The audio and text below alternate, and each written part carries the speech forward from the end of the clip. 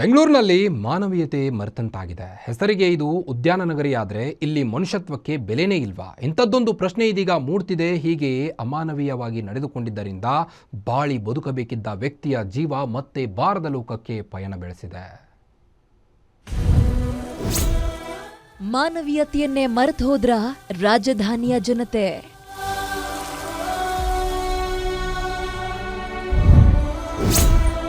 ನಡು ರಸ್ತೆಯಲ್ಲಿ ನರಳಾಡಿದ್ರು ಸಹಾಯಕ್ಕೆ ಬಾರದ ಜನ.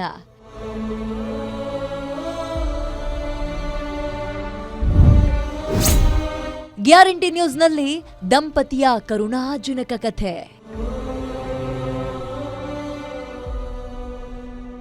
ಹೀಗೆ ರಸ್ತೆಯಲ್ಲಿ ಸಹಾಯಕ್ಕಾಗಿ ಅಂಗಲಾಚ್ತಾ ಇರೋ ಈ ದೃಶ್ಯ ನೋಡಿದ್ರೆ ಎಂಥವರ ಮನಸ್ಸು ಕೂಡ ಮಿಡಿಯದೇ ಇರಲ್ಲ.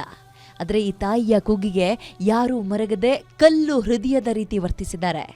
ಈ ದೃಶ್ಯ ಕಂಡು ಬಂದಿರೋದು ಬನಶಂಕರಿ ಸಮೀಪದ ಕದ್ರೇನಹಳ್ಳಿ ಅಂಡರ್ ಪಾಸ್ನ ಬಳಿ. ಮಧ್ಯರಾತ್ರಿಯ ವೇಳೆ ನಡು ರಸ್ತೆಯಲ್ಲಿ ಗಂಡನಿಗೆ ಹಾರ್ಟ್ ಅಟ್ಯಾಕ್ ಆಗಿದೆ, ಯಾರಾದರೂ ಕಾಪಾಡಿ ಅಂತ ಎಷ್ಟು ಪರಿಪರಿಯಾಗಿ ಬೇಡ್ಕೊಳ್ತಾ ಇದ್ರು, ಯಾರೂ ಕೂಡ ಸಹಾಯಕ್ಕೆ ಬರಲಿಲ್ಲ. ಹೀಗಾಗಿ 9 ನಿಮಿಷಗಳಲ್ಲಿ ಗಂಡ ವೆಂಕಟರಮಣನ್ ಪ್ರಾಣ ಪಕ್ಷಿ ಹಾರಿ ಹೋಗಿದೆ.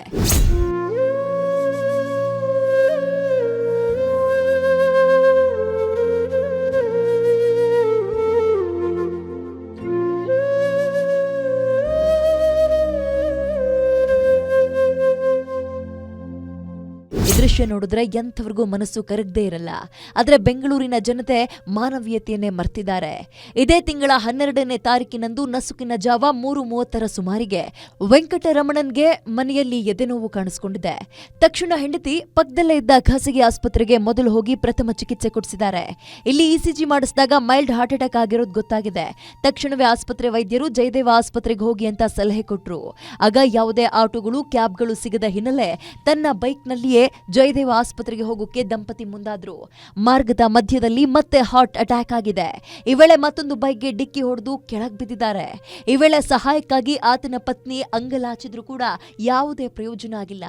ಸ್ಥಳದಲ್ಲೇ ವೆಂಕಟರಮಣನ್ನ ಜೀವ ಹಾರಿ ಹೋಗಿತ್ತು.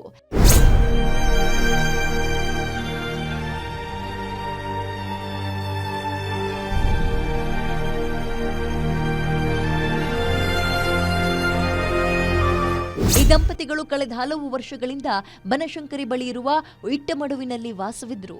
ಕಳೆದ 5 ವರ್ಷದ ಹಿಂದೆ ಮದುವೆಯಾಗಿದ್ರು. ಈತ ಮೆಕ್ಯಾನಿಕ್ ಆಗಿ ಕೆಲಸ ಮಾಡ್ತಾ ಇದ್ದ. ಆದರೆ ಬೆಂಗಳೂರಿಗರ ಅಮಾನವೀಯತೆಯಿಂದ ಒಂದು ಜೀವ ಬಲಿಯಾಗಿದೆ. 9 ನಿಮಿಷಗಳ ಕಾಲ ಹೆಂಡತಿ ರಸ್ತೆಯಲ್ಲಿ ಬಂದ ಎಲ್ಲಾ ವಾಹನಗಳನ್ನ ತಡೆದು ಸಹಾಯಕ್ಕೆ ಬೇಡಿದ್ರೂ ಕೂಡ ಯಾರ ಮನಸ್ಸು ಕರಗಲಿಲ್ಲ.